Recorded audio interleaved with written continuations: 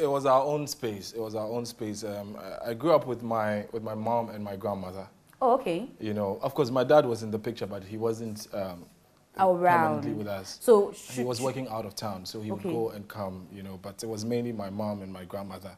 And I'm the first of the kids with on my mother's side. Why you are becoming like JP, first of the kids. You don't say the number of kids. Oh, we're 2 okay. on my mother's side, but we're 3 on my dad's side. Okay. Makes and you're sense? the first of both of them. Yeah. No, I'm the first on my mother's side and the second on my dad's side. Okay. Makes sense? Yeah, it does. Yeah. So I think I have a same experience like that. So exactly. So and I'm the only boy. I grew up in a very Christian home. My grandmom was, well, may her soul rest in peace. She was a minister of God, and you know, we had a church next to our house.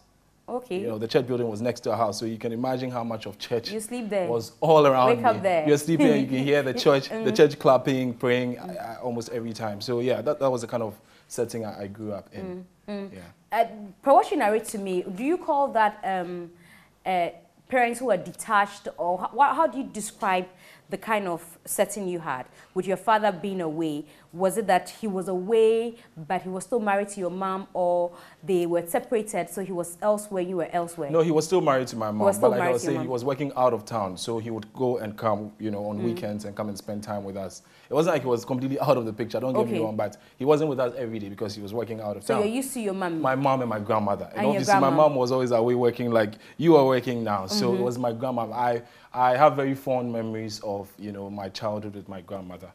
You know, yeah. Is that to say you have it more with your grandmother than you do with your mom and your dad? Yes, because, you know, at that time, they were actively working. You know, even though they lived with me, they were actively working. Did that take away what you typically would see your friends go through, where they have all their parents at the same spot with them all the time and, you know, telling you things that you're like, oh, okay, I wish that I also had this setting. Did that take something away?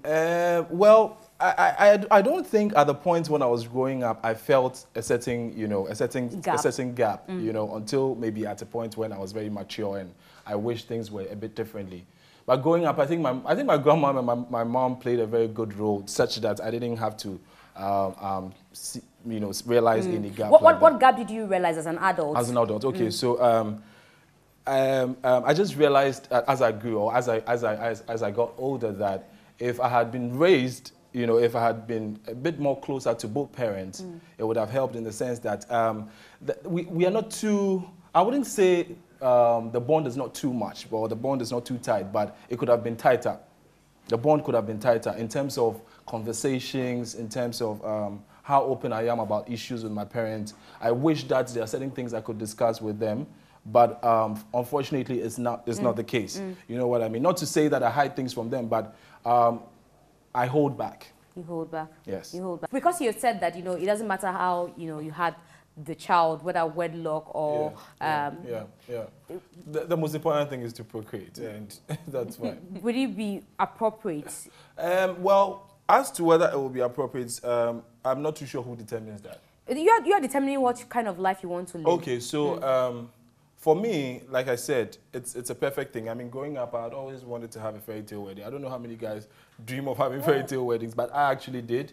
But growing up, I realized that, okay, it might not exactly be the case. If it doesn't happen like that, then that is what it's supposed to be. I'll go with it. So it might not exactly be the case. It is what you portion in your mind, what you want to do. Everybody has, like I said, you wanted to have a fairy tale wedding, and now you know what you want to have. So it looks like you don't want to have don't try to put thoughts in my head. Because you've been saying this, you said that like twice. I know. And I'm beginning to think that you just want to have kids and then live your life. So, so you're not the only one. I mean, when I have conversations with people, they kind of suspect that that's where I'm heading. But the truth is that, listen, things can change. Based on what I'm doing and where my routes are heading, it could be that the same thought I'm harboring today would change back to fairy tale, you know, lifestyle. You know what I mean? So I'm not too sure, okay? I'm not too sure. But whatever happens, it's supposed to happen. I hear it's because you have too many girls at your beck and call. I'm surprised you didn't know that from the start. That's too many options. Too many options. You can't have too many fairy tale weddings. And so you are becoming indecisive because you have too many of them in your face. Well, but every guy has. And he says more goose. Every guy has got the same with every lady. But once you are of the opposite sex, and obviously you like the opposite sex, you attract people of the opposite sex. So you have. So that answers the question. You have too many at your beck and call. Yeah. No, not to say that, Gloria. I must be honest with you. I'm just moving with the flow, and I believe that. Whatever happens to us is actually predestined and meant to happen. The flow now is baby mama flow. No. It's not baby mama flow. flow. No, it could be fairy tale wedding. What's with you and Moesha? That relationship is done, eh? Well, it's there done. has Just never say been, it there has been, let's move on. There has never been anything between us. Moesha and I go way back from University of Ghana. She was my friend. We hustled together. We attended. You're not the only friend she has from University of Ghana. So. We attended all auditions together.